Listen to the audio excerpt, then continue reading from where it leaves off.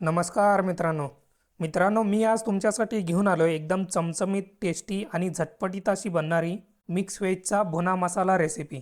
तर आता हा मिक्स व्हेज भुना मसाला बनवण्यासाठी ना अगदी घरात ज्या भाज्या असतात ना त्याच भाज्यांचा वापर होतो आणि जे मसाले यूज होतात ना ते पण घरी अगदी सहजपणे भेटून जातात.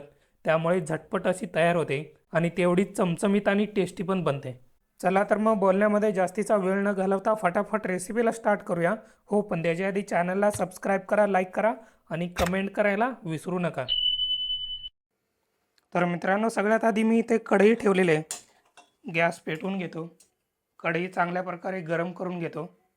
एकदा का कढई चांगल्या प्रकारे गरम झालं ना, आता यामध्ये 3 ते 4 चमचे तेल टाकून घेतो आणि तेल पण चांगल्या प्रकारे गरम करून घ्यायचं आहे. एकदा का तेल गरम झालं ना, आता यामध्ये बारीक कापलेला कांदा टाकून घ्यायचा. 2 मीडियम साईजचे कांदे घेतले होते, एकदम बारीक असं कट करून घेतलेले कांदा. आता या कांद्याला तेलामध्ये चांगल्या प्रकारे परतून घ्यायचं आहे. कांदा चांगला मऊ पडला पाहिजे आणि त्याचबरोबर कांद्याला थोडासा चांगला गोल्डन असा कलर आला पाहिजे, तोपर्यंत तेलामध्ये परतून घ्यायचं आहे. कांदा परतून रेडी होण्यासाठी ना 3 ते 4 मिनिट सहज लागतात. गॅस जो आहे ना मीडियम आचेवरती ठेवायचा आणि कांद्याला चांगल्या प्रकारे परतून घ्यायचा तेलामध्ये. आता मित्रांनो, इथं तुम्ही बघू शकताय कांदा चांगल्या प्रकारे तेलामध्ये परतून घेतलेला आहे. कांदा चांगला मऊ पडलेला आहे आणि त्याचबरोबर थोडासा कॅरमलाइज व्हायला चालू झालेला आहे. म्हणजे छान तांबूस असा कलर यायला चालू झालेला आहे कांद्याला आता. इथं बघू शकताय. तर अशा पद्धतीने एकदम चांगल्या प्रकारे आपल्याला कांद्याला परतून घ्यायचं आहे. आता मित्रांनो, यामध्ये टाकून घ्यायचं आहे टोमॅटो पेस्ट. 1 वाटी घेतलेलं आहे. मीडियम साईजचा टोमॅटो चांगला मिक्सरला लावून बारीक करून घेतलेला आहे. आता या टोमॅटो पेस्टला पण चांगल्या प्रकारे परतून घ्यायचं आहे. यामधलं जे पाण्याचं प्रमाण असतं ना ते कमी झालं पाहिजे आणि चांगलं घट्ट असं ग्रेव्ही झाली पाहिजे, तोपर्यंत याला परतून घ्यायचं आहे. आता मित्रांनो, इथं तुम्ही बघू शकताय टोमॅटोचा जो पेस्ट होता ना यामध्ये टाकून चांगल्या प्रकारे परतून घेतलेलं आहे कांद्याबरोबर. आता तुम्ही इथं बघू शकताय यामध्ये तेल सुटायला चालू झालेलं आहे. टोमॅटोमध्ये जो पाण्याचं जे प्रमाण असतं ना ते कमी झालेलं आहे आणि चांगलं घट्ट असं ग्रेव्हीसारखं आपलं रेडी झालेलं आहे मसाला. तर अशा पद्धतीने आपल्याला टोमॅटोची पेस्ट टाकून चांगलं परतून घ्यायचं आहे. आता मित्रांनो, यामध्ये काही ड्राय मसाले टाकून घ्यायचे आहेत. त्याच्यामध्ये सगळ्यात आधी थोडंसं हळदाची पावडर टाकून घेतो. त्याचबरोबर 1 ते 2 चमचा लाल मिरचीची पावडर आहे, 1 चमचा गरम मसाला, 1 चमचा धना पावडर, 1 चमचा जिरा पावडर. आता हे सगळे मसाले टाकून चांगल्या प्रकारे यामध्ये मिक्स करून घ्यायचं आहे आणि अगदी अर्ध्या मिनिटासाठी चांगलं याला परतून घ्यायचं आहे. आता थोडंसं यामध्ये पाणी टाकून घेतलं तरी चालेल, कारण ड्राय मसाले जे असतात ना ते जळू नये म्हणून. अगदी 1 पाव ते अर्धी वाटी यामध्ये पाणी टाकून घेतलेलं आहे आणि आता हे सगळं चांगल्या प्रकारे मिक्स करून घेतो आणि अर्धा मिनिट ते 1 मिनिटापर्यंत चांगलं परतून घेतो.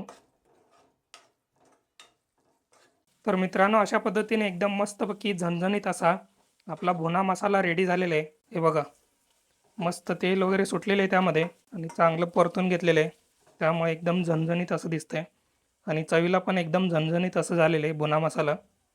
तर मित्रांनो, अशा पद्धतीने आपला भुना मसाला रेडी झालेला आहे. हा मी दुसरीकडे ठेवून घेतो दुसऱ्या गॅसवरती आणि आता इथं मी पॅन घेतो. पॅन चांगलं गरम करून घेतो.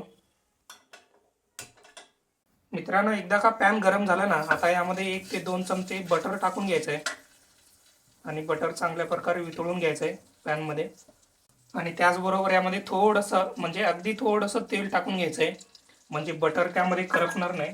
एकदा का पॅनमध्ये बटर चांगल्या प्रकारे वितळलं ना, आता यामध्ये मिक्स व्हेजिटेबल टाकून घ्यायचे. आता या मिक्स व्हेजिटेबलमध्ये ना गाजर आहे, वाटाणा आहे, ग्रीन बीन्स आहे, फ्लावर आहे. गॅस मोठा करून घ्यायचा आणि मोठ्या गॅसवरती थोडंसं हे टॉस करून घ्यायचं. अगदी थोडंसं भाज्या ज्या आहेत ना थोड्याशा गरम करून घ्यायच्या बटरमध्ये. त्यामुळे भाज्यांना एकदम छान असा टेस्ट येतो बटरचा. त्यामुळे बटरमध्ये थोडंसं टॉस करून घ्यायचं यांना.